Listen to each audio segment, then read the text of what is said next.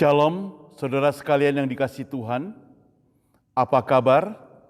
Saya harap semuanya kabarnya baik-baik saja. Sehat-sehat saja dan Tuhan senantiasa memberkati kita. Hari ini hari Minggu, selamat hari Minggu, selamat beribadah. Mari saudara, saya mengajak kita membuka Alkitab. Di dalam 1 Korintus pasal 13 ayat 13 dan pasal 14 ayat yang pertama. Demikian firman Tuhan. Demikianlah tinggal ketiga hal ini, yaitu iman, pengharapan, dan kasih. Dan yang paling besar di antaranya ialah kasih. Pasal 14 ayat 1, kejarlah kasih itu dan usahakanlah dirimu memperoleh karunia-karunia roh, terutama karunia untuk bernubuat. Dalam bahasa Indonesia sehari-hari diterjemahkan dalam 1 Korintus 14 ayat 1 bunyinya demikian. Dikatakan, hendaklah kalian berusaha, jadi ada kekuatan ya, untuk mengasihi orang-orang lain. Ditambah lagi, dan berusaha untuk menerima karunia-karunia yang diberikan Roh Allah. Terutama sekali kesanggupan untuk menyampaikan rencana Allah kepada manusia.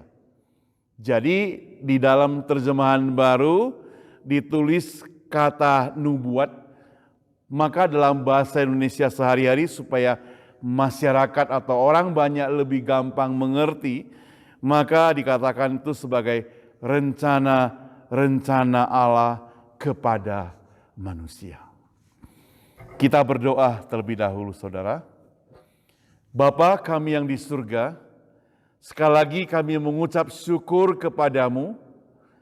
Kami boleh berkesempatan untuk datang beribadah kepadamu Tuhan. Oh Tuhan, pakailah hamba-Mu yang sudah mempersiapkan diri. Pakailah kami semua Tuhan yang sudah siap-siap mendengarkan firman Tuhan juga.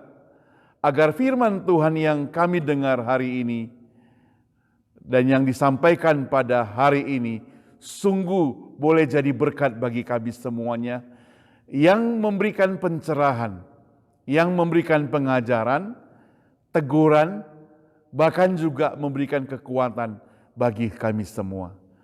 Hanya di dalam nama Tuhan Yesus kami serahkan firman Tuhan ini.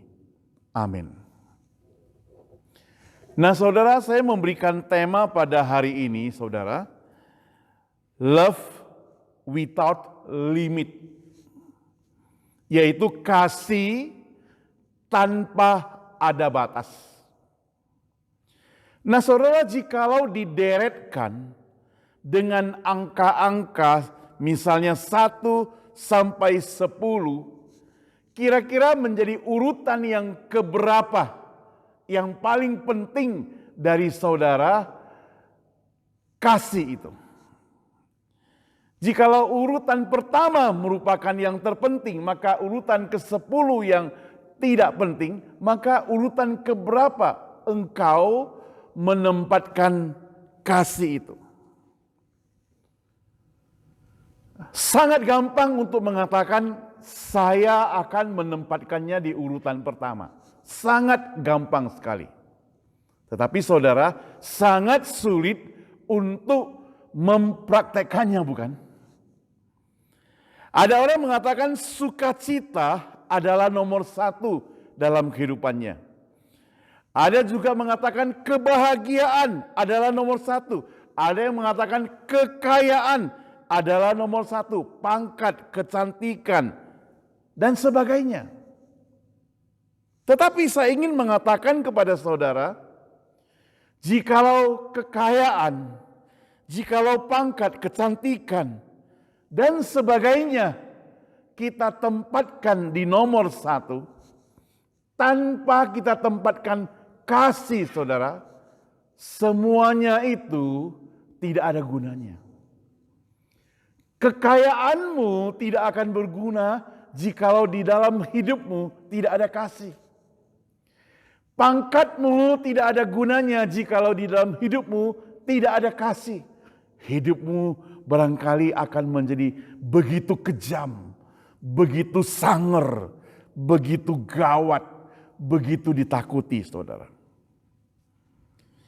Nah saudara, itu sebabnya maka Rasul Paulus mengatakan dalam 1 Korintus yang tadi kita baca, pasal 14 ayat 1 dikatakan, hendaklah kalian berusaha mengasihi orang-orang lain.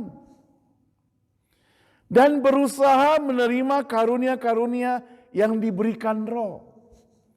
Dalam pasal 13, dia sudah berbicara tentang kasih. Pasal ini sangat terkenal. Kalau orang atau hamba Tuhan mau berkhotbah tentang kasih, apalagi di dalam rangka pernikahan, ayat-ayat ini dipakai saudara. Di situ dikatakan, sekalipun aku mempunyai karunia bernubuat, mengetahui segala sesuatu, rahasia, pengetahuan, memiliki iman yang dapat memindahkan gunung saudara, dan sebagainya, ada kata tetapi. Jika tidak mempunyai kasih, maka tidak berguna.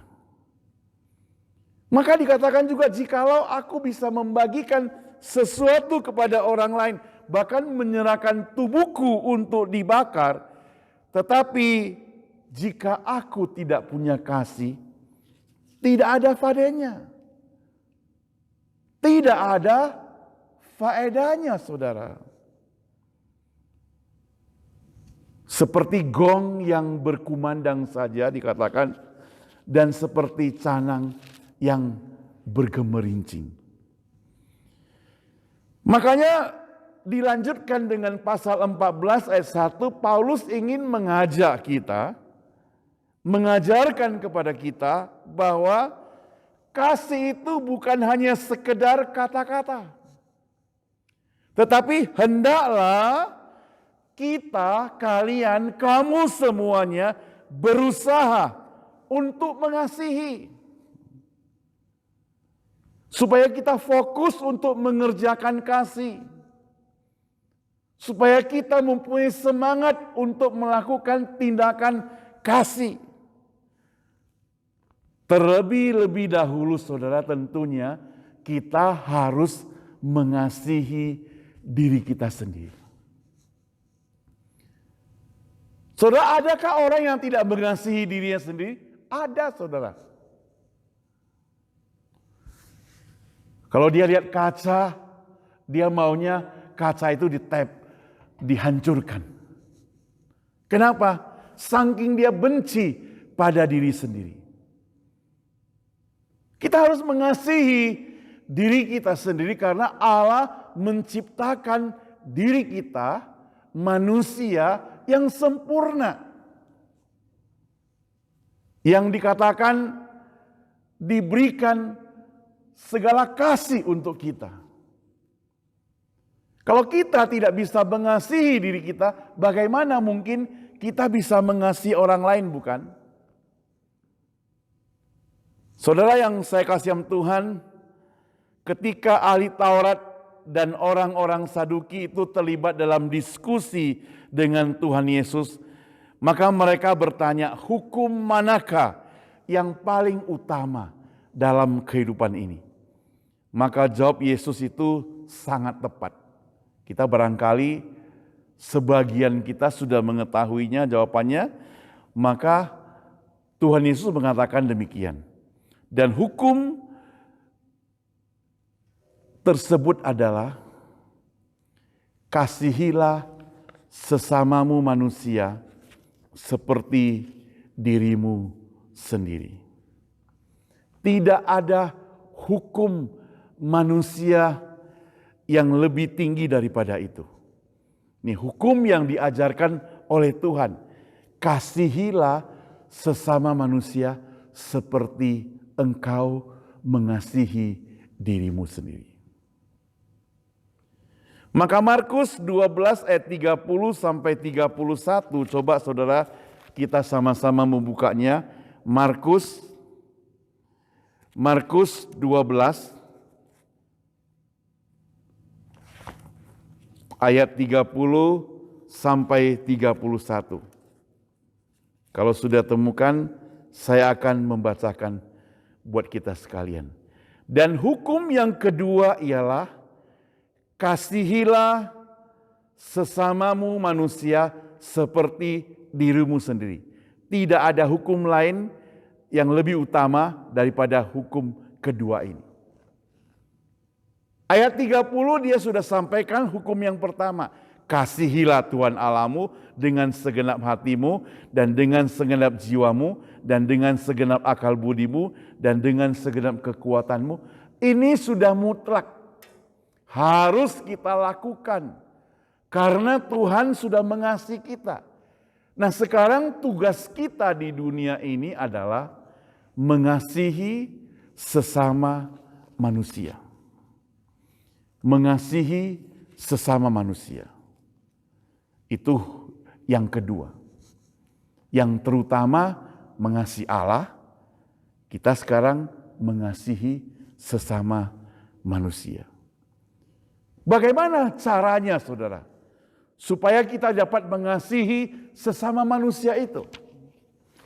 Tadi saya beri judul Love Without Limit.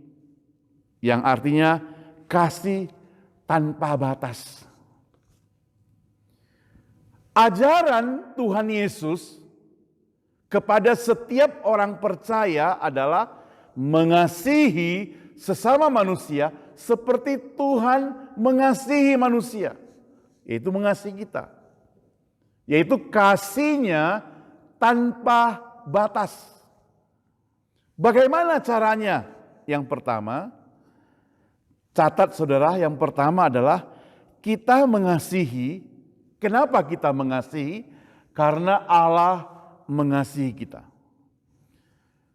Coba lihat di dalam 1 Yohanes pasal 4 ayat 9 bunyinya demikian. Kita mengasihi karena Allah lebih dahulu mengasihi kita. Sebenarnya saudara, apa dan siapa yang diinisialkan dengan kasih itu? 1 Yohanes 19 mencatat kita mengasihi karena Allah lebih dahulu mengasihi kita. Dia lebih dahulu mengasihi kita. Tuhan Yesus bukan hanya berkata-kata tentang kasih, tetapi ia secara langsung mendemonstrasikan kasih itu. Ia mengasihi kita dengan menyerahkan nyawanya di atas kayu salib, mati menebus dosa untuk umat manusia. Dan kasih ini merupakan kasih yang tanpa pamrih. Kenapa? Karena kita tidak dapat membalasnya, saudara. Kasih yang begitu besar. Nah, sebagai manusia, karena kita latar belakang hidup kita itu sudah memiliki dosa, maka ada kesulitan-kesulitan dari hidup kita untuk mengasihi orang lain. Biasanya kalau kita mengasihi jujur saja, pasti ada motivasinya. Inilah yang harus dikikis. Inilah yang diajarkan oleh Tuhan Yesus, jangan ada lagi dalam kehidupan kita. Misalnya, mengapa Anda mengasihi orang tersebut? Pertama, karena ia baik, maka aku mengasihi dia. Mengapa engkau mengasihi dia? Karena dia kaya. Mengapa engkau mengasihi dia? Karena dia cantik. Mengapa engkau mengasihi dia? Karena dia adalah bos saya, maka saya mengasihi dia. Maka demi keamanan, saya mengasihi dia. Nah, Jadi kasih tersebut ada embel-embelnya, ada alasan. Walaupun tidak dia cetuskan. Inilah yang perlu dibereskan.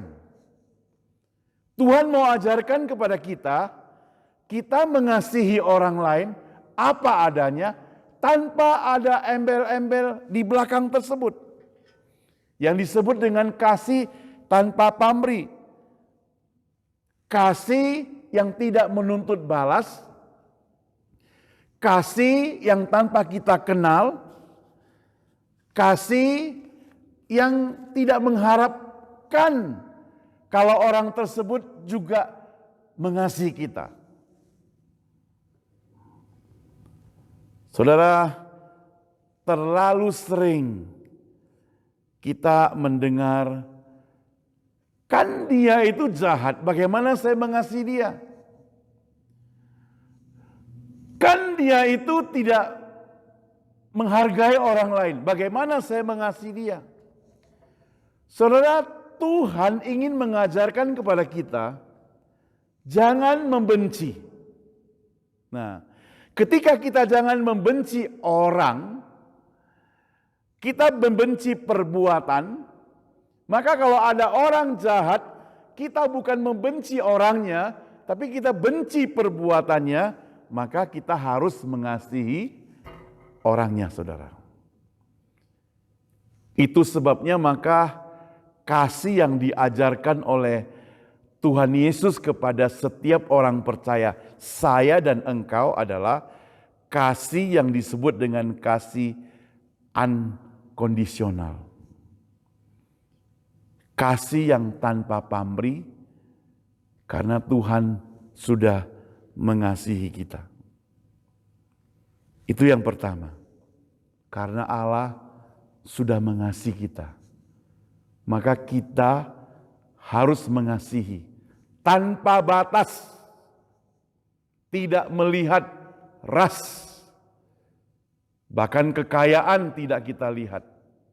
Ya. Yang kedua, saudara, kasih itu adalah pilihan dan komitmen, saudara. Pilihan dan komitmen. Mengapa saya katakan demikian? Nah, saudara, kita dapat memperagakan tingkah laku kita seakan-akan sedang mengasihi orang tersebut. Padahal, saudara, kita sama sekali tidak mengasihi. Kita justru membenci orangnya. Kita hanya pura-pura. Karena manusia itu pandai berakting, bersandiwara. Itu yang disebut dengan pencitraan. Ada pura-pura. Pura-pura merasa care, sebenarnya hanya supaya menunjukkan, supaya orang lain memuji dia. Bisa jadi demikian. Nah, firman Tuhan ingin mengajarkan kepada kita, saudara, kasih itu adalah pilihan. Oleh sebab itu, jika kita memang sungguh-sungguh mau mengasihi, maka kita pasti akan berjuang dan berjuang dan berjuang untuk mengasihi. Maka di dalam Alkitab kita, yang tadi kita baca, 1 Korintus 14 ayat 1 dikatakan, kejarlah kasih itu, yang artinya berusahalah supaya engkau dapat mengasihi orang. Ulangan 30 ayat 19 sampai 20. Mari kita sama-sama membacanya. Ulangan 30. Ulangan 30, saudara. Kita coba membuka Alkitab kita, Ulangan 30 ayat 19 dan 20 berbunyi demikian. Aku memanggil langit dan bumi menjadi saksi terhadap kamu pada hari ini. Kepadamu diperhadapkan kehidupan dan kematian, berkat dan kutuk. Pilihlah kehidupan supaya engkau hidup, baik engkau maupun keturunanmu, dengan mengasihi Tuhan Allahmu, mendengar suaranya, dan berpaut padanya. Sebab hal itu berarti hidupmu dan lanjut umurmu untuk tinggal di tanah yang dijanjikan Tuhan dengan sumpah kepada nenek moyangmu, yakni kepada Abraham, Ishak dan Yakub, untuk memberikannya kepada mereka. Jadi di sini ada dikatakan merupakan pilihan kasih kepada Allah. Ya.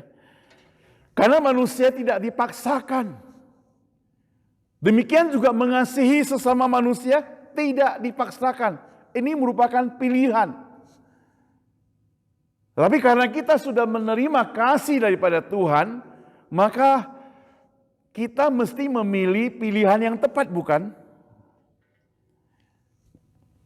Dunia mengajarkan kalau hari ini engkau mengasihi saya, maka saya juga mengasihi engkau. Dunia juga mengajarkan bahwa kalau hari ini engkau membenci saya, maka ada kemungkinan saya membenci engkau. Kelihatannya seperti sah-sah saja ya. Tapi sebenarnya saudara, ini bukan ajaran orang Kristen. Ini bukan ajaran Tuhan Yesus. Tuhan Yesus ingin mengajarkan kepada kita, kalau dunia ini, orang-orang sekitarmu membenci engkau, tidak senang kepadamu, engkau pun harus tetap mengasihi mereka. Bahkan engkau akan mengampuni mereka walaupun mereka membuat engkau susah. Sampai muridnya bertanya, berapa kali aku harus mengampuni orang lain? Cukupkah 7 kali 70 kali? Yesus ingin mengatakan kepada murid-muridnya, tidak cukup. Engkau harus mengasihi dan mengampuni sesamamu selama-lamanya. Selama-lamanya. Saudara, dunia zaman sekarang, sebenarnya bukan zaman sekarang saja, saya sering membaca di koran sejak saya masih kecil, kasihnya itu terbatas. Kasihnya dalam tahap baik. Kasihnya dalam tahap kalau engkau tidak menyusahkan. Kasihnya dalam tahap kalau engkau tidak membuat saya menderita. Makanya saya baca di koran-koran, ada ibu, bapak yang tidak mau mengakui anaknya. Bahkan yang kurang ajarnya, apapun alasannya saya ingin katakan, ada anak yang sengaja atau tidak sengaja memenjarakan orang tuanya. Itu kan berarti ada batasnya. Tapi kasih yang diajarkan oleh Tuhan adalah kasih tanpa batas.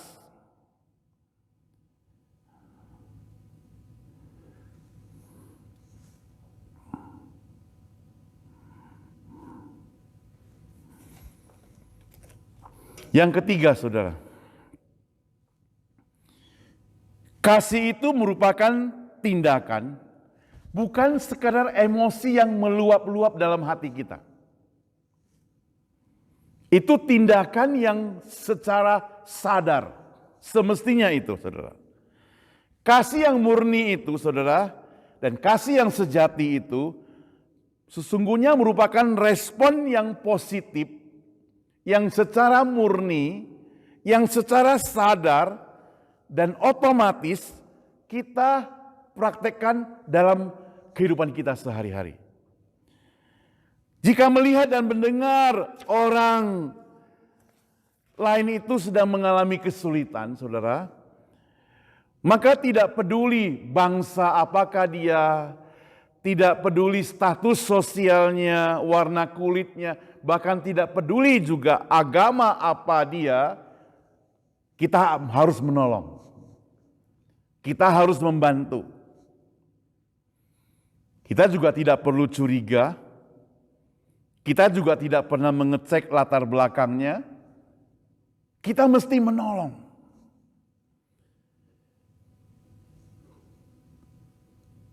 Saudara, tapi belakangan saudara, maafkan saya, banyak orang percaya yang barangkali ingin mempraktekkan kasih yang demikian, tapi mereka menjadi takut, menjadi gentar karena ada, saya tidak katakan semua orang, ada oknum orang yang mencari kesempatan.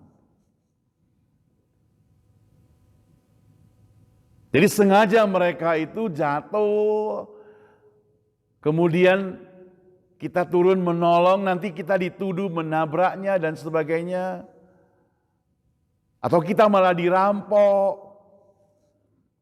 Nah saudara, dalam kondisi seperti ini saudara, maka saya ingin mengatakan bahwa kasih tetap kita lakukan, tetapi sudah perlu ada tanda kutip hati-hati. Yang penting adalah saudara, selama itu aman, selama itu tidak mencelakakan kita, mari kita mengasihi.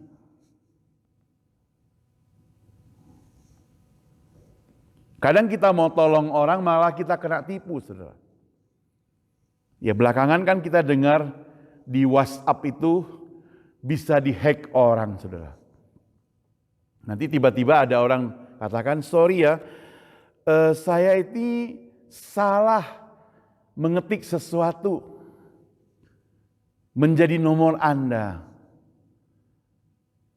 Jadi tolong ya kalau nanti ada orang atau dari company WhatsApp atau apa yang kirim, atau dari bank lah yang kirim tulisan, katakan harus ada kode-kodenya apa itu, nanti kirim kepadaku kembali.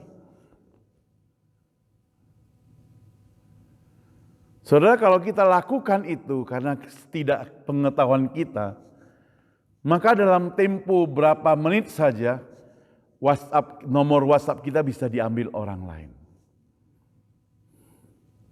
Seorang hamba Tuhan, rekan alumni kami di pelayanan di LA, dia mengatakan bahwa jemaatnya di Bandung pernah ditipu orang lebih kurang 40 juta gara-gara WA-nya yang ada di LA itu dihack orang, kemudian melalui WA dia minta tolong kepada jemaat yang ada di Bandung.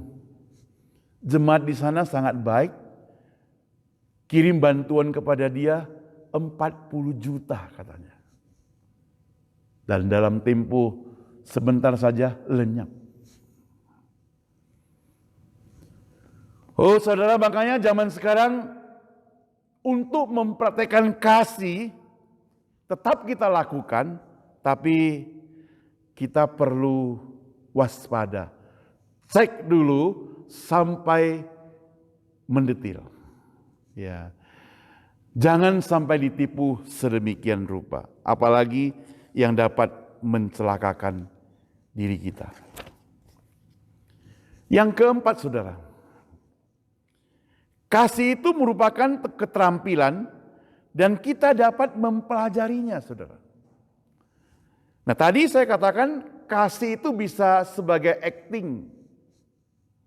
Kalau acting saja itu kan sandiwara.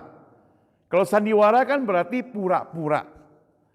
Tapi gak masalah, mungkin awal-awalnya kita bersandiwara, peragakan, tapi mari kita peragakan dengan hati yang tulus, peragakan dengan sukacita, memberi walaupun awalnya mungkin ada kamera yang syuting karena kita mewakili perusahaan untuk menyampaikan pemberian atau bantuan.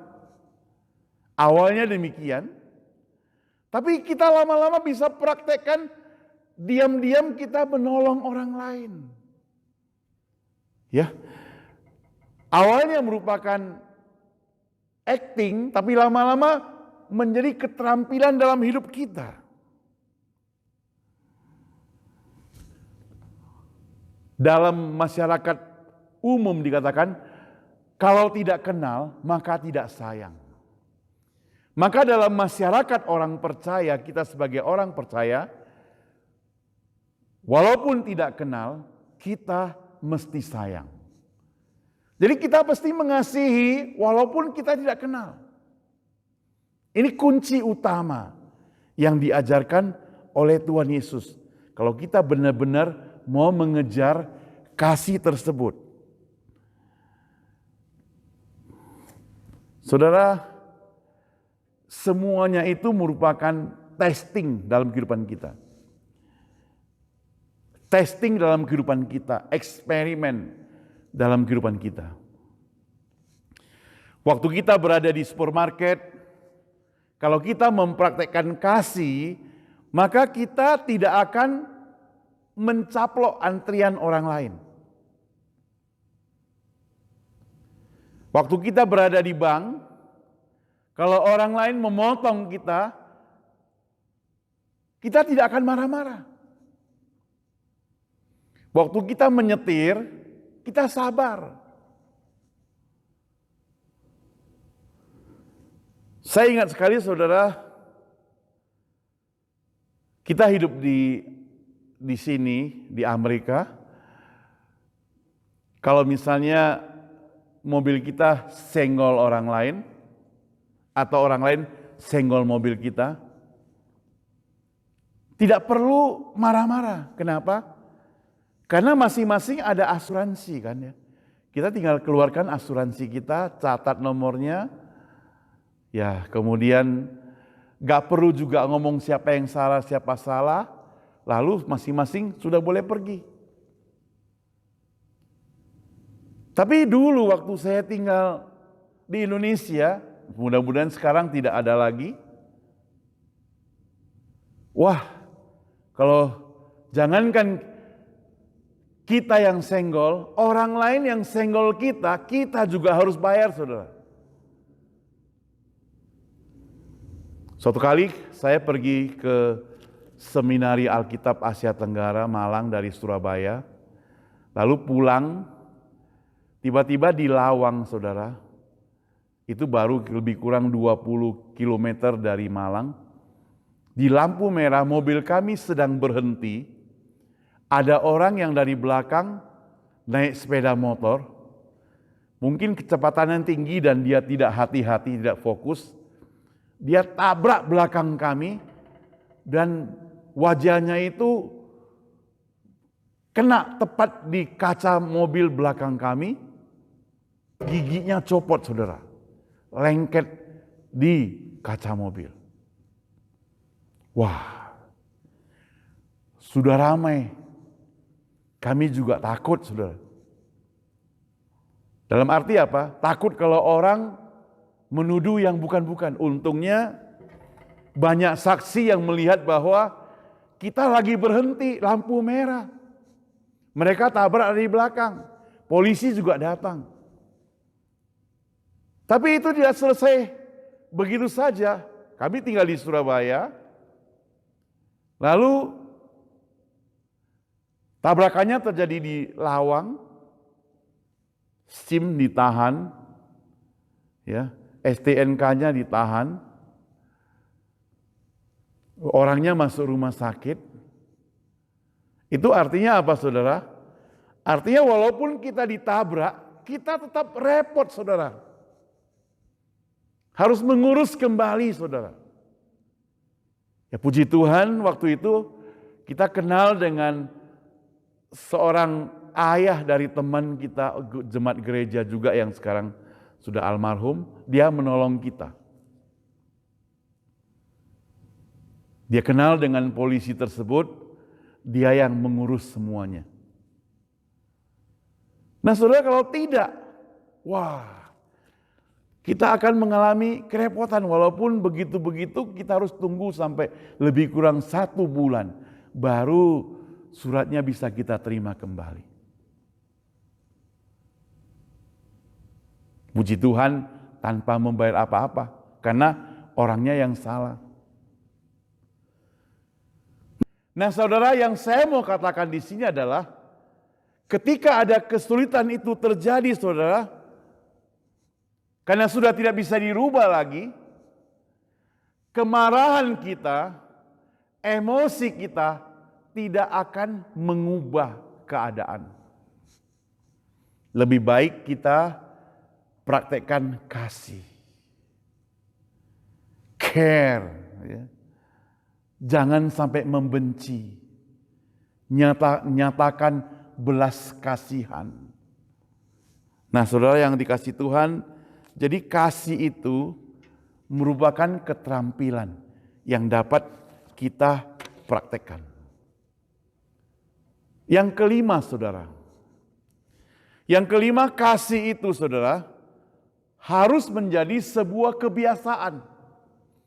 Karena terlalu sering kita praktekkan, maka akhirnya menjadi kebiasaan kita. Waktu kita praktekkan pertama mungkin gagal, praktek kedua mungkin gagal, praktek ketiga mungkin hampir berhasil, sampai kita dapat mempraktekkan dalam seluruh kehidupan kita. Jadi dalam seluruh kehidupan kita ada kasih. Lukas 6 ayat 32 dan 33 mencatat, dan jikalau kamu mengasihi orang yang mengasihi kamu, apakah jasamu? Orang lain juga bisa saudara. Di luar sana, orang-orang sedang melakukan itu. Kalau engkau mengasihi aku, ya aku mengasihi engkau. Karena orang-orang berdosa pun dikatakan mengasihi juga orang-orang yang mengasihi mereka. Sebab jikalau kamu berbuat baik kepada orang yang berbuat baik kepada kamu, ya mungkin saya harus tambah sedikit kata saja, apakah jasamu? Orang-orang berdosa pun dapat berbuat demikian saudara. Jadi jika kasih telah menjadi kebiasaan hidup seseorang, maka prakteknya lain saudara. Kita bahkan bisa melakukan praktek kasih kepada semua orang, kepada setiap orang. Nah saudara yang dikasih Tuhan, kasih semestinya tertanam dan berakar dalam kehidupan kita. Hari ini saya dan engkau harus datang kepada Tuhan, mohon supaya Tuhan mengajarkan dan memberikan anugerah kepada kita mengenai praktek kasih ini. Supaya tertanam dan berakar dalam kehidupan kita, saudara. Sehingga kita bukan hanya mengasihi segolongan, bukan hanya mengasihi teman-teman saja, bukan mengasihi orang yang kita kenal, bukan mengasihi orang yang mengasihi kita saja, bukan mengasihi orang yang baik-baik saja, tapi kita dapat mengasihi semua orang. Baik yang dia pernah jahat pada kita, yang pernah mengkhianati kita, yang pernah hampir mencelakakan kita, yang pernah merugikan kita, yang pernah menghancurkan hidup kita, kita tetap harus mengasihi mereka. Yang menjadi pertanyaan, kalau engkau dan saya mengaku sebagai orang Kristen, masihkah engkau menyimpan rasa kebencian, rasa dendam kepada orang-orang yang pernah membuat engkau susah? Kalau masih saudara, kita harus minta pengampunan daripada Tuhan. Supaya kita benar-benar mengampuni mereka walaupun kita tidak bisa melupakan, tetapi kita mengampuni mereka dan mengasihi mereka. Yohanes 13 ayat 34 mencatat, saudara, aku memberikan perintah baru kepada kamu, yaitu supaya kamu saling mengasihi, sama seperti aku telah mengasihi kamu, demikian pula kamu harus saling mengasihi. Ini perintah baru kepada setiap kita. Karena Tuhan sudah terlebih dahulu mengasihi kita. Ketika kita durhaka kepada Tuhan, Dia mengasihi kita. Ketika kita jauh daripada Tuhan, Dia juga mengasihi kita. Ketika kita merasa kecewa kepada Tuhan, Dia juga mengasihi kita. Karena kita kadang tidak mengerti apa kehendak Dia. Maka seringkali kita salah kaprah. Saudara, kadang saya juga merasa heran. Kalau ada orang yang membenci saya tanpa saya tahu apa sebab musababnya. Maka saya dan keluarga hanya bisa berdoa, oh Tuhan, kasihilah mereka. Ajar aku mengasihi mereka. Maka kan ada lagu yang kita nyanyikan sering, ajarilah kami bahasa cintamu atau bahasa kasihmu.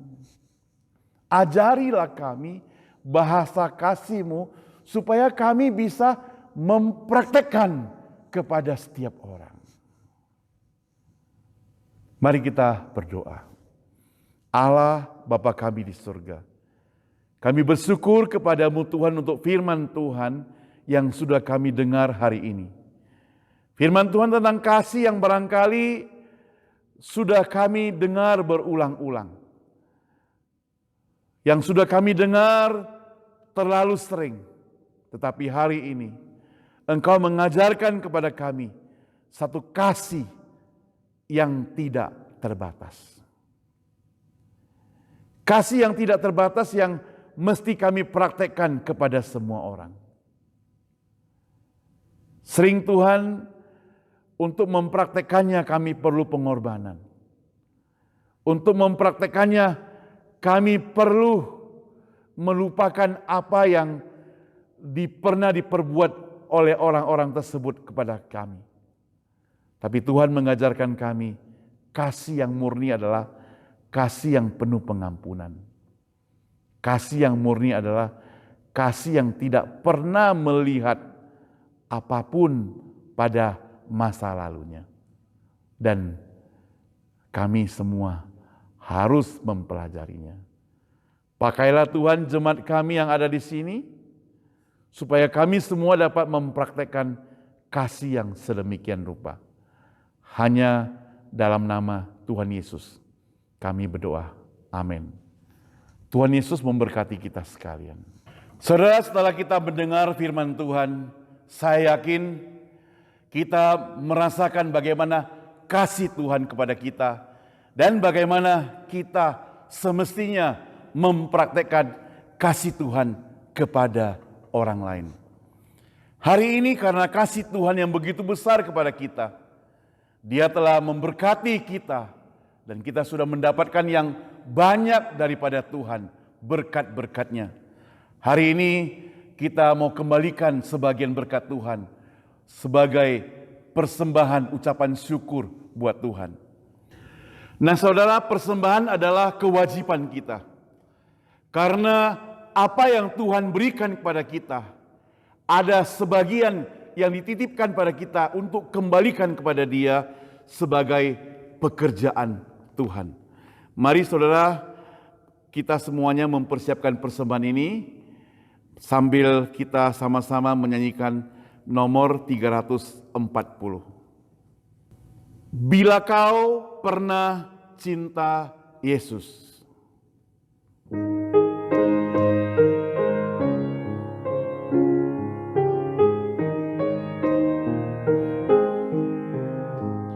Bila kau pernah cinta Yesus, ngapa tak cinta Dia sekarang? Meski kau telah menjauhkan Dia, kasih-Nya tak berubah. Oh, dengarlah panggilannya, harap kau lekas pulang. Bila kau pernah cinta Yesus, haruslah lebih cinta. Sekali lagi, bila kau pernah cinta Yesus, ngapa tak cinta Dia sekarang? Meski kau telah menjauhkan Dia, kasih-Nya tak berubah. Oh, dengarlah panggilannya, harap kau lekas pulang. Bila kau pernah cinta Yesus, haruslah lebih cinta.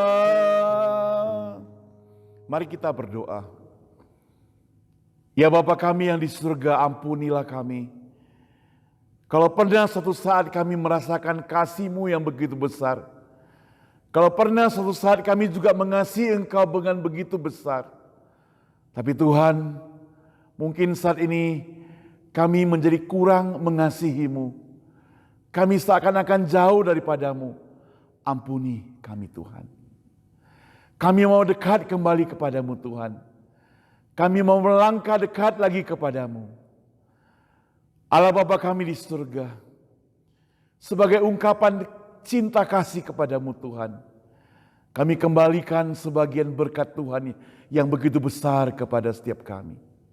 Sebagai pekerjaan Tuhan, berkati setiap tangan-tangan yang telah memberikan persembahan, supaya Tuhan memberkati mereka dengan lebih heran lagi. Berkati juga mereka yang belum sempat memberikan persembahan, supaya waktu-waktu mendatang mereka juga memberikan persembahan yang baik kepada Tuhan. Dengar doa kami Tuhan, berkatilah persembahan ini. Hanya di dalam nama Tuhan Yesus, Juru Selamat kami yang hidup, kami berdoa. Amin. Dengan tetap bangkit berdiri saudara, kita akan nyanyikan doksologi, kemudian kita tutup dengan amin song dan doa berkat.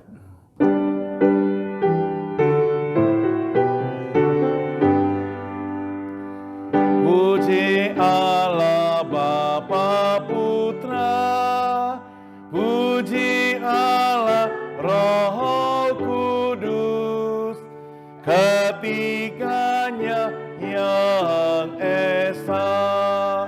Mohon selamat sumber berkat.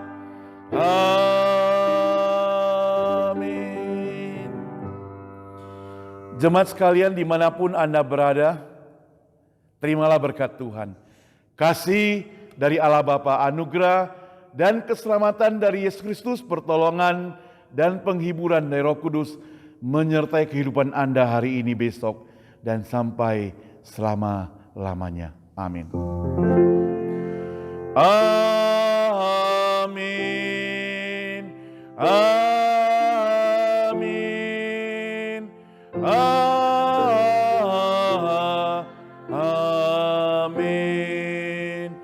Amin.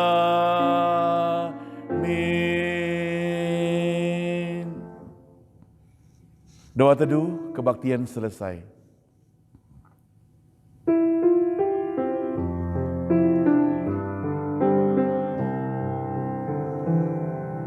Lingkupiku dengan sayapmu, naungiku dengan kuasa-Mu. Di saat badai bergelora, ku akan terbang bersamamu. Bapa, Kau Raja atas semesta. Ku tenang sebab Kau Allahku. Ku tenang sebab Kau Allahku. Di saat badai bergelora, ku akan terbang bersamamu. Bapa Kau Raja atas semesta. Ku tenang sebab Kau Allahku. Ku tenang sebab Kau Allahku. Demikianlah kebaktian yang ada di Gereja Cornerstone Indonesia San Francisco. Kiranya Tuhan Yesus selalu memberkati Anda semuanya. Kalau saudara mendapat berkat melalui kebaktian ini, share juga kepada teman-teman semua. Terima kasih, sampai jumpa.